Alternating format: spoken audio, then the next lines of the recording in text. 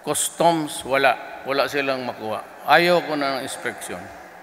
Sa immigration, you only have to open yung pangalan mo dyan, swipe mo.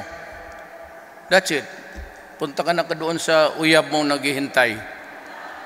O yung pangalawang asawa mo, gago ka. Isa sa Russia, isa dito.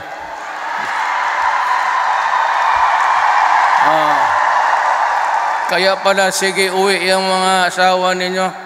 Sabi mo, putang ina, bakit ka madalas mag-uwi? Sabihin naman agad, alam mo, na-miss ko yung tatay ko. May bula pa yan. Tanggap ako ng tatay ko raw, grabe. Baski patayin ang tatay niyang gagong yan. So, grabe, kailangan ko umuwi. Pag-uwi niyan, may naghihintay na babae doon na mas maganda ka pa kaysa doon.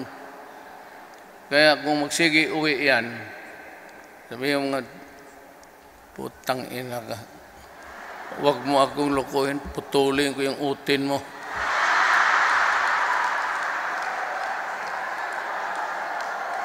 Totoo man.